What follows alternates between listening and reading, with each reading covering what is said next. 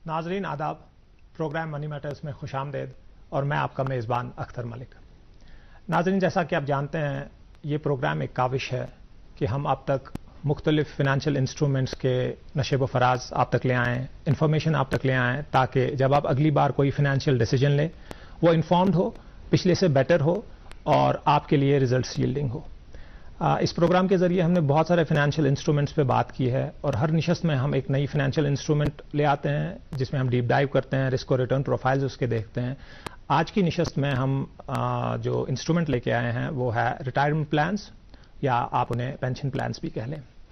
नाजरीन, आज से करीबन एक दहाई या दो दहाई पहले, बल्कि एक दहाई पहले, जब भी कोई मुलाजमत होती थी, खासतौर पे जब गवर्नमेंट एम्प्लॉयमेंट होती थी, तो पोस्ट रिटायरमेंट एक प्लान आता था जिसे हम उर्फ आम में पेंशन कहा करते थे। तो पेंशन में क्या होता था कि रिटायरमेंट के बाद भी गवर्नमेंट जो आपका एम्प्लॉयर है वो आपको एन्युइटी बेसिस पे मंथली एक फिक्स्ड अमाउंट देता था, विच वुड एंश्योर कि आपके जो कैश इनफ्लोज हैं वो एंश्योर हैं, वो आते रहते हैं if you are the sole bread earner. But over the period of time ये जो पेंशन स्कीम है, नॉर्मल पेंशन स्कीम जो आज से 10-15 साल पहले अप्लाई होती थी, वो बंद हो गई है। नाउ इट्स वेरी इंपॉर्टेंट कि आप अपना पोस्ट रिटायरमेंट जो टेन्योर है वो आप खुद प्लान करें।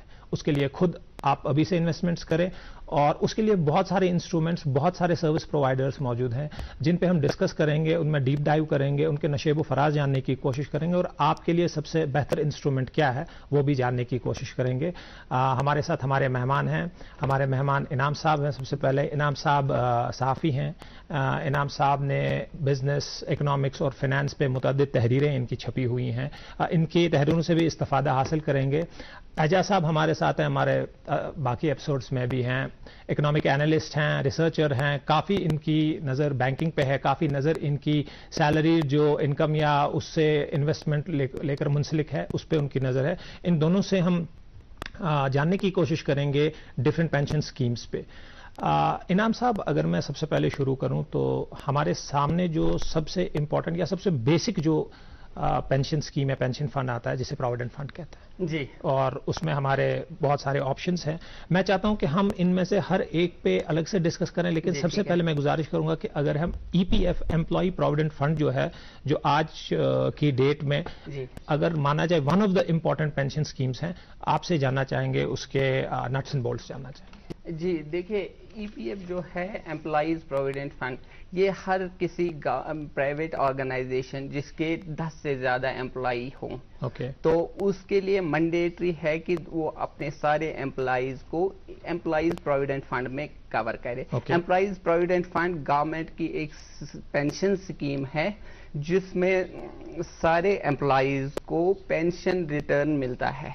हाँ जी, इसका जो प्रेजेंट है 8.1% का इंटरेस्ट पे इसमें ये होता है, इसका मतलब इंटरेस्ट मिलता है। एम्प्लॉइज प्रोविडेंट फंड नॉर्मली क्या होता है कि जितने भी एम्प्लॉइज है उनकी गवर्नमेंट 500 से लेके हर किसी एम्प्लॉयर को मैंडेटरी बनाता है कि वो उसके बेसिक सैलरी प्लस जो उसका अलाउंसेस होते हैं उसका 12% एक एम्प्लॉय कंट्रीब्यूट करता है और उसका इक्वल अमाउंट उसका एम्प्लॉयर जो है वो कंट्रीब्यूट करता है।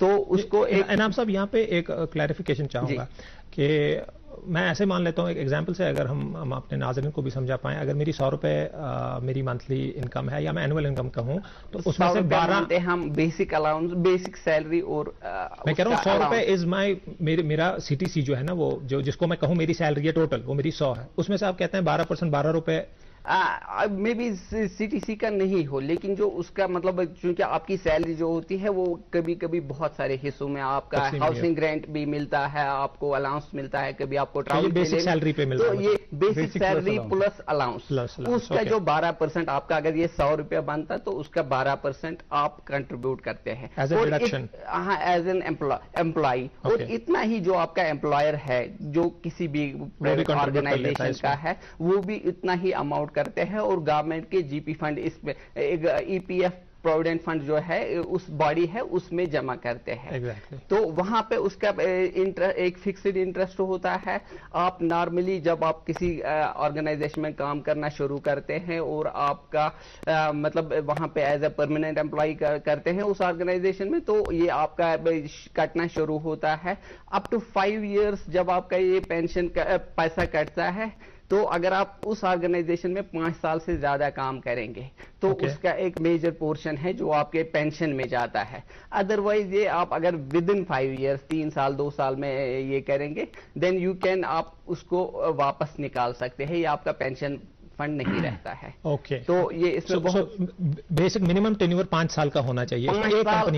हाँ, फिर आपका इसका एक मेजर जो एक हिस्सा है वो आपके पेंशन प्लान में जाता है और इस पे 8.1% का इंटरेस्ट इस साल मिलता है। वो कभी वेरी होता है थोड़ा बहुत, लेकिन इस साल जो है वो 8.1% का इंटरेस्ट इस पे मिलता है। ओके, तो इनाम साहब just to capture the main point जो मैं समझ पाया, एक तो ये कि ये मुझे समझ जो आ रहा है कि ये एक बड़ी लो रिस्क इन्वेस्टमेंट, एक बहुत ही लॉन्ग टर्म इन्वेस्टमेंट प्लान है which obviously makes it low risk और risk free, in fact we can risk free.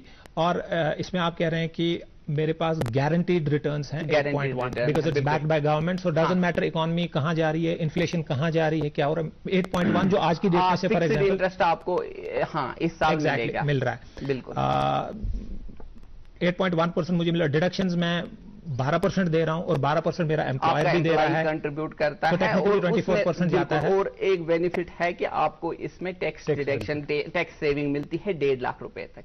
Exactly. Ejaz साहब, probably I would want you to explain further on this point.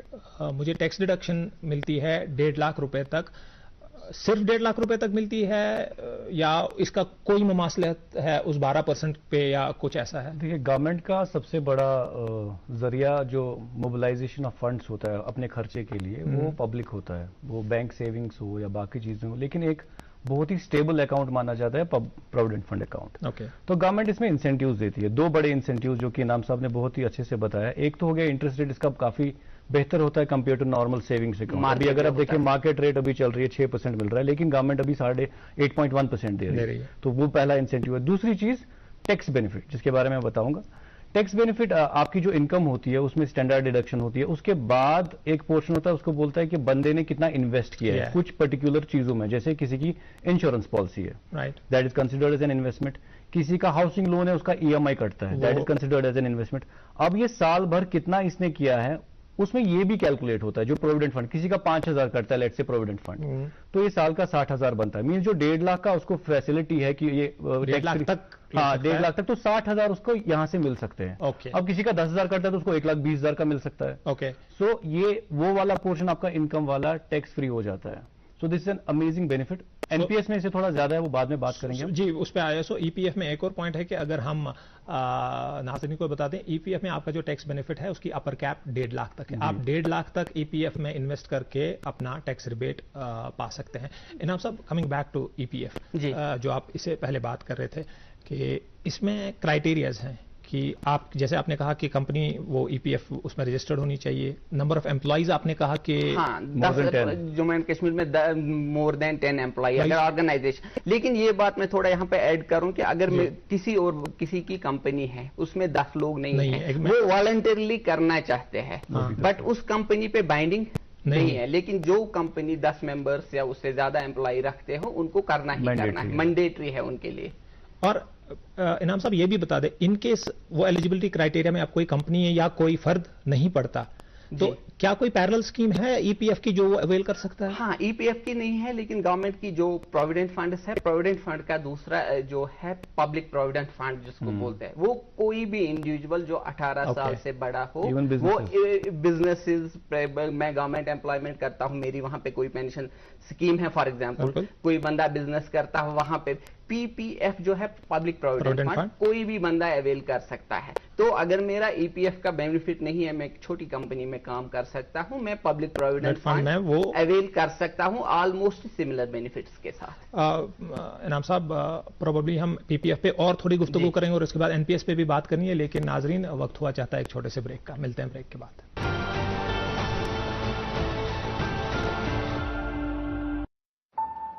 Payment fail, लेकिन पैसे तो cut गई मेरी मेहनत की कमाई।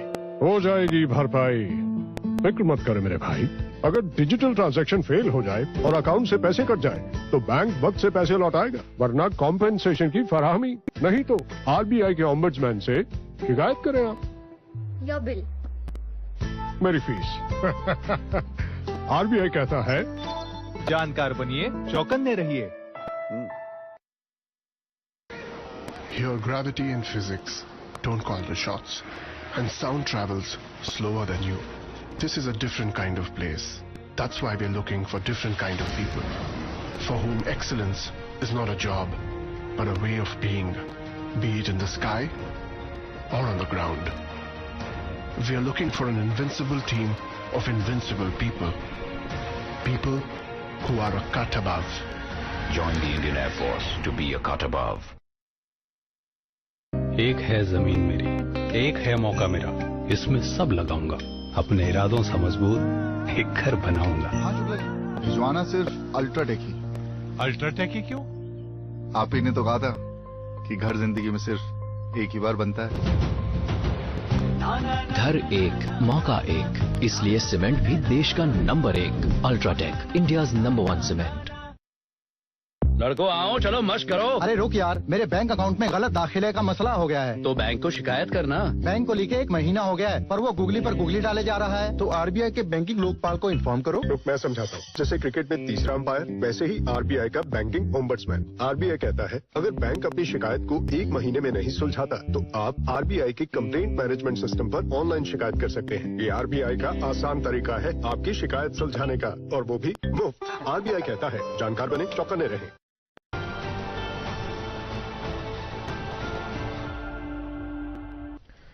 नाजरीन, वेलकम बैक। आज हम मनी मैटर्स में बात कर रहे हैं पेंशन या रिटायरमेंट प्लान्स पे। हम अभी तक एम्प्लॉय प्रोविडेंट फंड या प्रोविडेंट फंड पे बात कर रहे थे।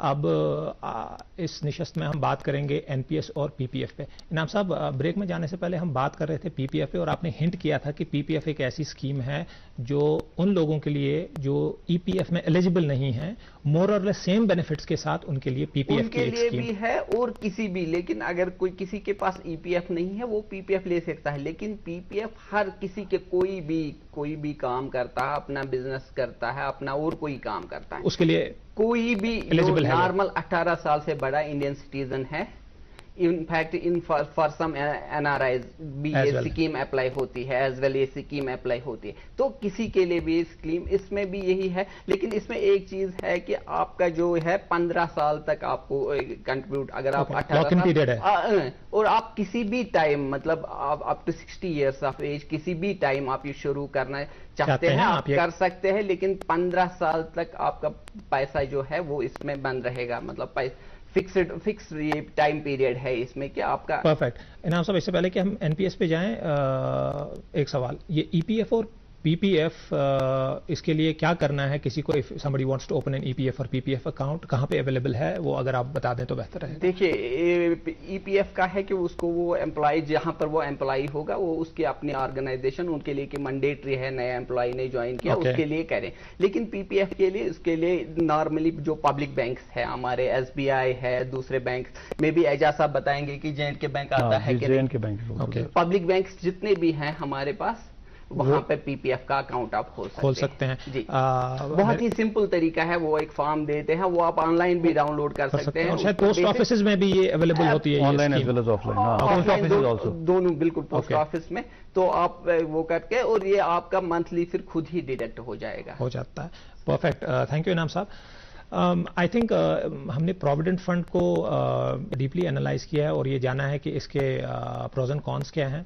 अब एक मोर इम्पोर्टेंट टॉपिक, या rather more relevant and important topic, NPS आ जाता है। There is a lot of discussion about, debate about NPS, या एनपीएस हर प्रोबेबली ऑर्गेनाइजेशन या एम्प्लॉय की लाइफ में डिस्कस होता रहता है। तो सर, पहले तो आप बताते हैं ये नॉट ओनली कि एनपीएस है क्या, ये क्यों आया, इससे पहले क्या हो रहा था और ये क्यों आया, सो that people understand that NPS किसके बदले या कहां पे है। It's not an additional scheme, but it has replaced a scheme or it has replaced a system. और जैसे इनाम साहब ने ब्रीफली बोला कि पेंशन में एक बड़ा पब्लिक फाइनेंस पे एक रिस्क रहता है कि अगर आप देखें जेएंडके की बात करें, एवरेज लाइफ एक्सपेक्टेंसी 55 साल, 30 साल पहले ही देखें 50-55 ईयर्स, अभी 70 है। मीन्स सरकार के अगर employees, which is very bad in saying, if there is a risk of living too long, so एक वर्किंग पॉपुलेशन जब अपना काम खत्म करके निपटाती है, फिर रिटायर होती है, उसके बाद जो एवरेज एज अभी आजकल की, because life health sciences improve हो गए, लाइफस्टाइल इंप्रूव हो गया, तो लाइफ बढ़ गई, तो इस पे बहुत ज्यादा स्ट्रेन आने लगा पब्लिक फाइनेंसेस पे, because they are not contributing anything but you have to give them monthly finance. Exactly. So ये जूं बढ़ता गया तो सरकारें का स्ट्रेस कम करने के लिए एक नेशनल पेंशन स्कीम, जिसका एनपीएस के बारे में बात करेंगे हम, वो वजूद में आई ताकि सरकार का जो स्ट्रेस है वो कम हो जाए, क्योंकि गवर्नमेंट सैलरीज और पेंशन बिल बहुत ज्यादा है। जेएंडके में तो 40% हमारा बजट का सैलरीज और पेंशन में जाता है। So it is a lot of strain, significant part. हाँ, तो इससे क्या फायदा है? पहली चीज, जो आप जितना भी आप सैलरी कमाते हैं, जैसे कि आप ईपीएफ में डालते हैं, इसका एक पोर्शन आप वॉलंटरली डाल सकते हैं एनपीएस में। एनपीएस में लेकिन it's not just fixed income, जैसे कि अभी का 8.1% इंटरेस्ट था, इसमें एक पोर्शन इक्विटीज में जाता है और कुछ पोर्शन फिक्स्ड में जाता है। अब एक्टिविटीज कितना जाएगा वो आपके रिस्क एपेटाइट, आप फंड मैनेजर चेंज भी कर सकते हैं, लेकिन मैक्सिमम कैप इसमें 40% है। पिछले अगर 10-15 साल की बात करें, 40% कैप किसमें है कि इक्विटी में कितना जाता है? जैसे मेरा जैसे 10,000 रुपए जाता है एनपीएस में, उसका 40% मैं 4,000 से ज्यादा नहीं बोल सकता कि इक्विटीज में डालो। ओके, 4,000 मैक्सिमम कैप है। ओके, और ये पैसा जो है ये इवेंचुअली अगर देखें पिछले 10 साल का इसका ग्रोथ, तो इसने 10% 9 से 10% का रिटर्न दिया है annual, which is far better than yes. और इसी दौरान करेक्ट, और इसी दौरान हमने बहुत सारा स्टॉक मार्केट का डिप भी देखा, मतलब इसने रिस्क भी काफी देख लिए, उसके बावजूद ये 8 से 10 दे रहे हैं। तो अब बहुत सारे डिस्कशंस हो रहे हैं पॉलिसी लेवल पे कि वी शुड ये कैप जो है ये थोड़ा इंक्रीज करें ताकि जो लोग हैं उनको रिटर्न मिले। इसमें भी लॉक इन पीरियड रहता है, जैसे कि पैसे डाले तो आप अचानक से वापस नहीं निकाल सकते, एक्सेप्ट 5 साल के बाद किसी को हाउस बनाना है, you have to show them कि आप घर बना रहे हैं, घर के लिए आप बच्चे की वेडिंग है किसी की, या क्रिटिकल इलनेस है, उसके लिए आप पैसा निकाल सकते हैं, लेकिन उस पर भी कैप है 25%। 25% से ज्यादा आप नहीं निकाल सकते। एनपीएस में भी टैक्स बेनिफिट है, 1.5 के बजाय इसमें 2 लाख तक है। Okay, correct. तो इसको ज्यादा ल्यूक्रेटिव और इंसेंटिवाइज कर रही है सरकार, ताकि इसके जो पेंशन बिल है वो दिन ब दिन कम हो जाए। और बहुत हद तक जो गवर्नमेंट ऑफ इंडिया है इस पर कामयाबी हो गई, जो स्टेट गवर्नमेंट्स का जो खर्चा था वो भी आहिस्ता आहिस्ता कम हो रहा है, और इसके इफेक्ट्स आपको अगले 10 साल में काफी ज्यादा दिखेंगे कि सरकारों का जो बजट है वो बेहतर होने लगेगा। पेंशन वाला बिल है, और as a consumer, as someone who is an employee, it's not just for employees. मैं बिजनेस करता हूं, मेरा छोटा मोटा कारोबार है, लेकिन मुझे पता है कि मेरी वर्किंग एज 60 साल 65 साल डिपेंडिंग अपॉन द, उसके बाद मेरी वर्किंग एज नहीं, लेकिन मुझे इनकम चाहिए। अब मेरे पास बहुत से ऑप्शंस है, जैसे कि हम बात करेंगे अभी प्राइवेट ऑप्शंस हैं, but NPS is an amazing option. It's backed by the government, it's well regulated, इसकी कैप्स है, इसके रिस्क मैनेजमेंट प्रोटोकॉल्स है। यहां पे पैसा डाल के आप मुतमईन होते हैं कि ये पैसा सही तरीके से guaranteed, low risk and returns. अब अगर एनपीएस एम्प्लॉय ने दिया है तो रिटायरमेंट के टाइम पे उसको 2 पोर्शन हो जाते हैं, 60 एंड 40। राइट, इसका 40% आपको अपफ्रंट मिलता है, उधर जो भी लमसम होगा 60% अपफ्रंट मिलता है, और 40% का मंथली इनकम के तौर पे, जैसे पेंशन होता है जो रेगुलर पेंशन हो एन्युटी प्लान में रहता है। और जो 60% इनको मिला उसका पोर्शन, एक पोर्शन टैक्स फ्री होता है, आई don't remember, it's I think 40% उसका टैक्स फ्री, 80% टैक्स फ्री रहता है और 20% टैक्स देना पड़ता है। तो जो पैसा उस वक्त मिलेगा उसमें बहुत सारा पोर्शन टैक्स फ्री भी रहता है। तो जैसा प्रोबेबली क्योंकि यहाँ मैं इनाम साहब आपसे पूछना चाहूँ, I would want to go back to EPF and PPF, क्योंकि ये प्रोबेबली ये पॉइंट हम वहाँ पे मिस कर गए थे कि जब वो रिटायरमेंट एज आ जाएगी और मुझे पैसे निकालने हैं, तो ये यहाँ पे एक फाइन लाइन है कि एनपीएस में एक पर्टिकुलर पोर्शन जो मेरा 60 है उसमें मुझे टैक्स लगता है। काइंडली मुझे बता दें, जब पीपीएफ और ईपीएफ में वो सारा पैसा निकालता हूँ जो वो मुझे लमसम में मिलता है, Is it completely tax free? Tax free होता है वो, completely tax free. Both EPF and PPF. Both EPF and PPF, that's tax free. So probably नाज़रीन के लिए ये एक important point है that within Provident Fund and NPS, ये एक चीज Provident Fund में, although अगर आपको कैची लग रहा है 8 to 10% इसमें रेट है, और वो भी लेकिन उस पार्ट में है जहां पे आप इक्विटी या बॉन्ड्स में इन्वेस्ट कर रहे हैं, तो लेकिन पीपीएफ और ईपीएफ जो है आपको एग्जेम्प्ट कैटेगरी में आता है। अगर हम देखेंगे तो एनपीएस का भी 80% जो 20% ही है उस पर टैक्स कटेगा। तो ये नाम साहब जरा एक्सप्लेन करें। मतलब जो जैसे किसी को 1 करोड़ मिलने वाला है, 1 करोड़ में से 40 लाख पहले तो उसको एज पेंशन रहेगा, 60 लाख जो मिलेंगे, इन्वेस्ट करना है, 60 लाख का 80%, 6 8 48 लाख उसको टैक्स फ्री है, बाकी 20-22 उसी में 12 वो उसके फिर मतलब इनकम से जुड़ जाएगा उस वक्त, क्या मतलब वो टैक्स की होगा उस हिसाब से उस साल के टैक्स में से उसको फिर टैक्स देना पड़ेगा। किस ब्रैकेट में आएगा, किस ब्रैकेट में आएगा, किस तरह। अच्छा इनाम साहब, यहाँ पे एक फाइन पॉइंट है कि हमने इक्विटी की बात की कि 40% इसका जो कैप है कि इक्विटी लिंक्ड, क्या आप एज एन एम्प्लॉय उसमें ये डिसीजन आपका है कि ये इन्वेस्ट कहाँ पे होता है? जो मेरा एनपीएस कटता है ना, उसमें से गवर्नमेंट ने रखा है कि वो 4 कैटेगरीज में वो इन्वेस्ट करती है। एक होता है इक्विटीज में, दूसरा होता है गवर्नमेंट बॉन्ड्स में, तीसरा होता है कॉर्पोरेट बॉन्ड्स में, और चौथा होता है प्रोबेबली बैलेंस फंड से, मतलब किसी और इक्विटी और डेट दोनों में जा रहा है इसका मतलब है। ज्यादातर डेट में ही, क्योंकि 4 हिस्सों में होता है। कॉर्पोरेट बॉन्ड भी डेट ही हुआ और जो गवर्नमेंट बॉन्ड भी वो भी डेट ही हुआ। तो वहां पे एक फिक्स्ड इंटरेस्ट और एक पोर्शन जो है वो आपका जाता है इक्विटी में, तो वहां पे ऊपर नीचे हो सकता है जो मार्केट के हिसाब से उस टाइम का होगा। तो 4 हिस्सों वहां पे जो है ना, इसके पूरे फंड मैनेजर्स लगे होते हैं, डिफरेंट बैंक्स, प्राइवेट भी और गवर्नमेंट के भी, गवर्नमेंट ने अपॉइंट करके रखे हैं। जो पब्लिक बैंक्स भी है और जो प्राइवेट फंड मैनेजर्स भी उसमें है। उसमें ये है कि आपको प्रोबेबली चॉइस दी जाती है, एजाज एक्सप्लेन कर सकता है कि मैं किस फंड मैनेजर को चूज करूं मेरा पैसा इन्वेस्ट करने के लिए। जैसा बिफोर आप ये भी बोले और साथ में ये भी बोले, ये फंड मैनेजर्स हैं, ये सब कुछ करते हैं, डू वी हैव टू पे एनी कॉस्ट? कोई इसमें होता है या इसमें नॉर्मली अगर आप प्राइवेट पेंशन स्कीम्स लेते हैं उसमें एलोकेशन कॉस्ट होते हैं, लेकिन सरकार की जो स्कीमें हैं एनपीएस वगैरह, उसमें चार्जेस बड़े नॉमिनल रहते हैं, विच इज वेरी नॉमिनल। वो आपको मतलब नजर भी नहीं आएंगे। और फंड मैनेजर्स की चॉइस वो बेस्ड होती है, जैसे कि इनाम साहब ने सही कहा कि किसी फंड में आपको डेट का पोर्शन ज्यादा रहता है, किसी में इक्विटी डेट का पोर्शन रहता है, किसी में गवर्नमेंट डेट का which is risk free almost, किसी में कॉर्पोरेट डेट का। लेकिन ये स्विचिंग कितनी बारी कर सकते हैं उसके भी लिमिट्स हैं। आप बार बार नहीं, मतलब 3 महीने के बाद जाऊंगा आप मुझे इसमें डालो पैसे, इसमें डालो, तो उसमें लिमिट्स होते हैं। एक पर्टिकुलर फ्रीक्वेंसी के बाद, I don't remember the frequency, apologize for that, लेकिन एक पर्टिकुलर फ्रीक्वेंसी के बाद उसमें भी उन्होंने लॉक रखा है पीरियड का। हाँ, आप इस फंड से निकाल के दूसरे फंड में जा सकते हैं। रिस्क एपेटाइट की बात है कि मतलब आपको कितना रिटर्न चाहिए वगैरह। लेकिन जैसे कि मैंने कहा कि रिटर्न्स की अगर हम बात करें तो इन्होंने परफॉर्म बहुत अच्छे से किया, मतलब 10%। और पॉलिसी कॉरिडोर्स में अभी स्ट्रांगली हो रहा है कि इसको 40 से 70 कर दिया जाए, because there are lot of people जो कि चाहते हैं कि ज्यादा थोड़ा रिस्क उठाएं, इक्विटी में ज्यादा मिले। एग्जैक्टली। इनाम साहब, जस्ट लाइक ईपीएफ में, क्या पीपीएफ भी available to all across country? की बात कर रहे हैं एनपीएस की बात? हाँ, एनपीएस भी ऑल सबके लिए, मतलब कोई भी अवेल कर सकता है NPS. Government, private, as businesses, जैसा आपने कहा। जी बिल्कुल। इसमें मैं थोड़ा सा और ऐड करूंगा एनपीएस के, मतलब 2 इसको टायर 1 और टायर 2। अगर मैं गवर्नमेंट एम्प्लॉई हूं या मैं एक एनपीएस अकाउंट, तो टायर 1 में जो मैं पैसा डालता हूं उसमें में ये है कि उसमें से जो टाइम पीरियड फिक्स्ड है और दूसरी जो चीजें हैं वो मतलब वो आप पहले निकाल नहीं सकते हैं। लेकिन टायर 2 आपको अवेलेबिलिटी है कि मैं एक एम्प्लॉई हूं, मेरे पास कोई और पैसा, एक्स्ट्रा पैसा जो मैं इन्वेस्ट करना चाहता हूं और प्रोबेबली मुझे मार्केट का अंदाजा नहीं है कि मैं कहाँ, ये थोड़ा सा सेफ रहता है कि अब मैं टायर 2 में इन्वेस्ट करूं। और ये जो टायर 2 में मैंने एनपीएस के टायर 2 में मैंने जो पैसा इन्वेस्ट किया, ये मेरी अपनी मर्जी पे है। जब मैंने इन्वेस्ट किया, अगर मुझे मतलब 5 महीने के बाद चाहिए, ये 1 साल के बाद चाहिए, या जितने टाइम तक के बाद चाहिए, तो ये मैं निकाल सकता हूँ इजीली। ये बहुत लिक्विड है। तो ये इसमें एडवांटेज है एनपीएस में, टायर 2 के फंड में।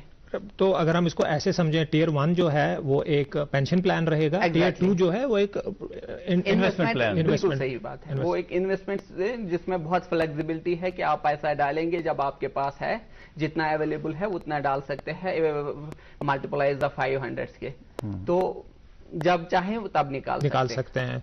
इनाम साहब, ये प्रोबेबली एक वैलिड एडिशन था। इससे पहले कि हम अपने अगले सेक्शन में जाएं, वक्त हुआ चाहता है एक छोटे से ब्रेक का।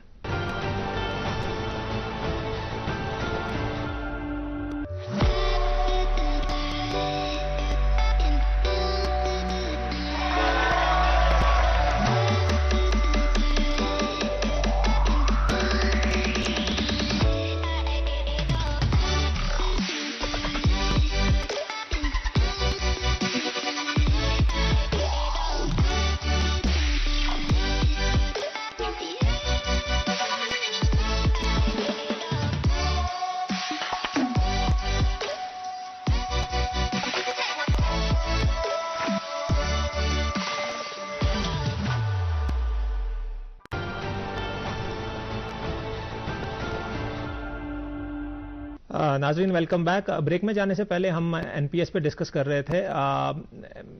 इनाम साहब, एनपीएस पे प्रोबेबली लास्ट पॉइंट, इससे पहले कि हम दीगर पेंशन फंड्स के बारे में सरसरी तौर पे, लेकिन at least will touch upon them so that people know that these are not the only pension schemes that exist, there are multiple pension schemes that they can.